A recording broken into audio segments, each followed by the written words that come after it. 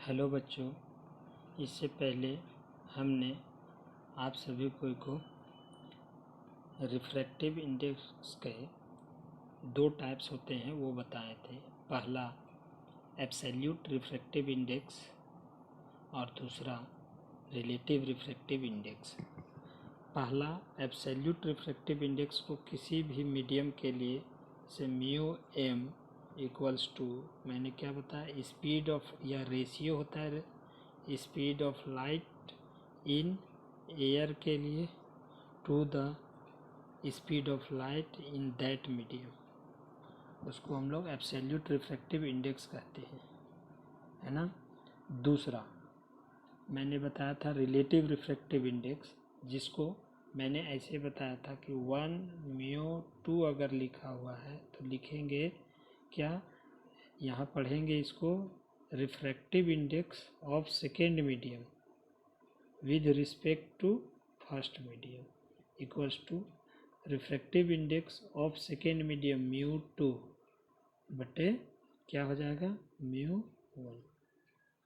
अब अगर हम इसको स्पीड ऑफ लाइट के टर्म में लिखना चाहते हैं तो इस प्रकार से लिखेंगे। μ2 को क्या लिखेंगे, CA/C2 डिवाइडेड बाय, μ1 को क्या लिखेंगे, CA/C1 ऐसे लिखेंगे। ये रिवीजन के तौर पर मैंने बताया। आइए अब हम लोग आज है सो देखते हैं refraction through multiple refracting media. यह टॉपिक का एक वीडियो को मैंने पहले है सो समझा चुका हूँ, लेकिन आज मैं इसको फिर से है सो बतला रहा हूँ। यहाँ पर अगर आप लोग गौर से देख रहे होंगे, हेडिंग में लिखा हुआ है रिफ्रैक्शन मतलब अपवर्तन, थ्रू हो करके, मल्टीपल एक से अधिक, है ना। रिफ्रैक्टिंग मीडिया, मीडियम का प्लूरल फॉर्म मीडियम है।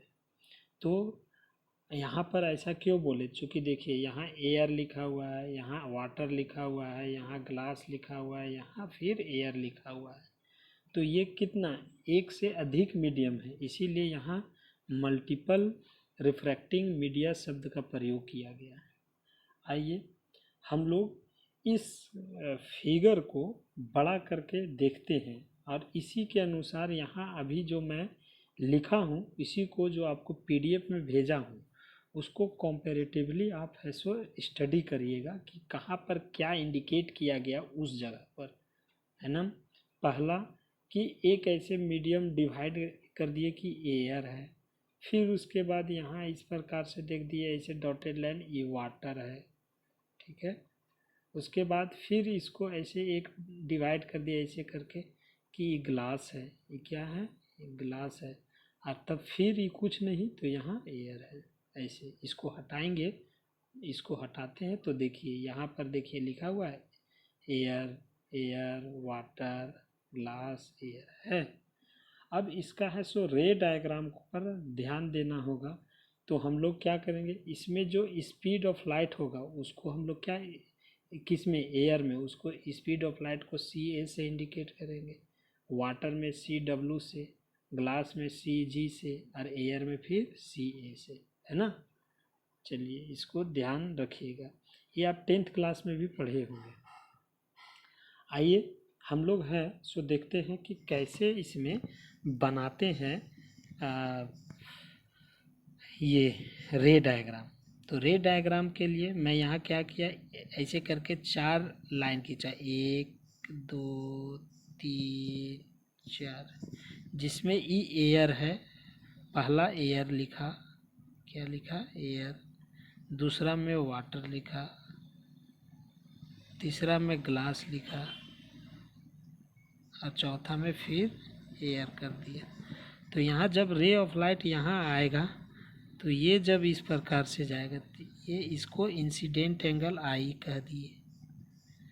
अब यह नॉर्मल की ओर थोड़ा क्या होगा, झुकेगा, चूँकि एयर और वाटर में डेंसर कौन है, वाटर, इसीलिए थोड़ा झुकेगा। तो ऐसे करके तो ये एंगल को यहाँ पर, यह जो एंगल है उसको R1 लिखे। अब ई जब यहाँ पर, ये जो यहाँ से यहाँ टकराएगा, कहाँ, वाटर का इसमें, तो फिर यहाँ एक नॉर्मल बनेगा और फिर यह नीचे की ओर ऐसे झुकेगा।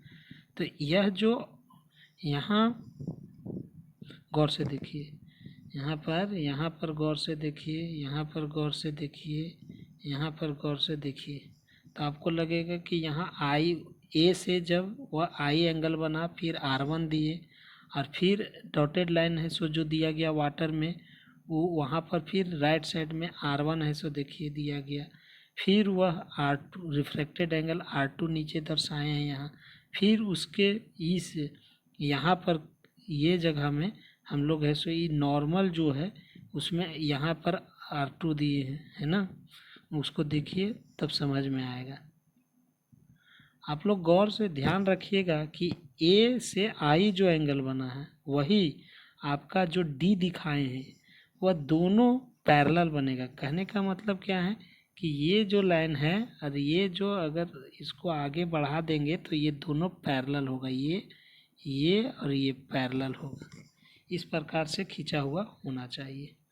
चलिए आइए अब मैथमेटिकल कैलकुलेशन इसके विषय में सोचें। ये तो मैंने बता ही दिया कि यहाँ पर क्या हो, यहाँ पर म्यू डब्ल्यू सी ए लिखेंगे, यहाँ सी डब्ल्यू सी जी सी ए, है ना। अब उसके बाद हम लोग है सो यहाँ पर अगर हम लोग देखेंगे तो पहला भाग में क्या है, नीचे वाटर में रिफ्लेक्शन हो रहा है और एयर से आ रहा है, इसीलिए यहाँ पर लिखिए, यहाँ पर ये लिखा हुआ है mu W A refractive index in water with respect to air, mu W A. हम लोग ऐसे जो लिखते हैं म्यू डब्ल्यू और ए यहाँ लिखा है, उसको हम लोग ऐसे भी लिख सकते हैं म्यू डब्ल्यू ए, है ना, इसीलिए यहाँ लिखा हुआ है। तो उसको हम लोग रिलेटिव रिफ्रैक्टिव इंडेक्स में क्या लिख देंगे, इसके लिए क्या लिख देंगे, इसके लिए लिखेंगे ना म्यू डब्ल्यू बटे म्यू ए, वही चीज़ वहाँ लिखा हुआ है देखिए।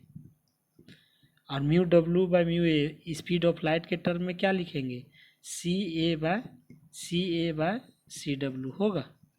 उसी प्रकार ग्लास वाला में हो जाएगा, ग्लास में जब आ रहा था तो वाटर से इंसिडेंट हुआ और ग्लास में रिफ्लेक्शन हुआ, इसीलिए यहाँ म्यू जी डब्ल्यू लिखे, mu G by mu W equals to C W by C G speed of light के टर्म में। उसी प्रकार लास्ट एयर में रिफ्लेक्शन हुआ और आया कहाँ से, ग्लास में, तो उसको लिखे म्यू ए जी, तो इसको लिखे क्या इक्वल टू क्या लिखे हैं देखिए यहाँ पर mu A by mu G और स्पीड ऑफ लाइट के टर्म में क्या लिखे सी जी बाय सी ए। तो कैसे वह आप रिलेटिव रिफ्रैक्टिव इंडेक्स जो बताए थे उसके आधार पर है सो आप इसको लिख करके देखिए एक बार रूम में, आज जिससे नहीं लिखाएगा वो ज़रूर से व्हाट्सएप पर पूछेंगे मुझे।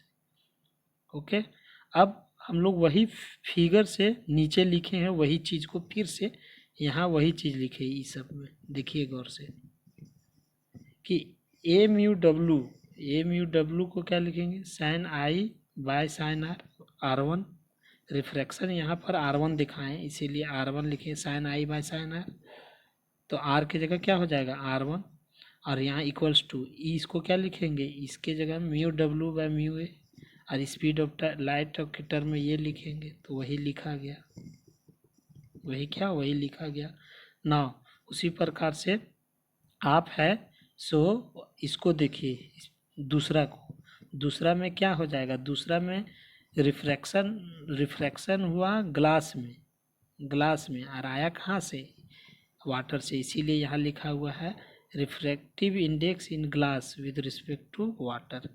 नहीं, यहाँ पर गौर से देखिए है, तो वहाँ पर इंसिडेंट क्या हो जाएगा R1 हो जाएगा, इसीलिए sine I by sine R, I के जगह क्या हो जाएगा यहाँ पर R1 हो जाएगा इस केस में, और R के जगह क्या हो जाएगा R2 हो जाएगा, इसीलिए यहाँ पर लिखा हुआ है साइन R1 बटे साइन 2। अब इसको इससे बना के देखिए, लिखिए, अपने लिखा जाएगा और ये भी लिखा जाएगा देखिए। उसी प्रकार से तीसरा केस के लिए लिखिए, पहला दूसरा और तीसरा को अगर हम लोग मल्टीप्लाई कर देते हैं, पहला दूसरा और तीसरा, तो देखिए क्या लिखाएगा ये पहला भाग को ऐसे मल्टीप्लाई करेंगे, फिर दूसरा भाग को दूसरा भाग के साथ, तीसरा भाग को तीसरा भाग के साथ, चौथा भाग को चौथा भाग के साथ, और सब क्या है, इक्वल टू है, तो सब इक्वल टू लिख देंगे। तो वही चीज़ नीचे लिखा हुआ है, multiplying equation 1, 2 and 3 we get. तो पहला भाग को देखिए यहाँ पहला, दूसरा भाग सभी दूसरा भाग को यहाँ दूसरा, तीसरा भाग को सभी तीसरा भाग यहाँ ऐसे, और चौथा भाग को अगर ऐसे, तो दे पाए क्या कि ये इससे ये कट जाएगा, साइन आई से साइन आई, R1 से साइन R1, R2 से R2। यहाँ पर देखिए काटा हुआ तो दिखाया ही गया है, यहाँ पर भी CA है, यहाँ CA, CW है, CW, CG है, CG कट जाएगा। आप इसको हटाएंगे तो देखिएगा इस सब है, सो ये इतना को बराबर 1 आएगा। काट के आप देखिएगा डिवाइड दे करके, तब समझ में आएगी।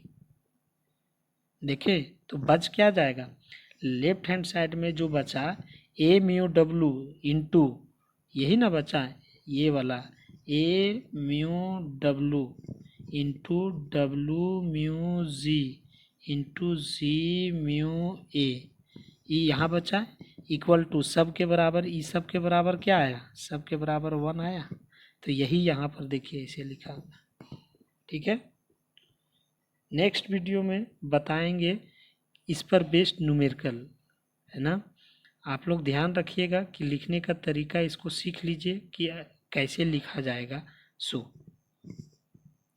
ए कैसे ऐसे करके लिख दिए, A mu W into W mu Z, तो फिर क्या लिखेंगे, Z म्यू A।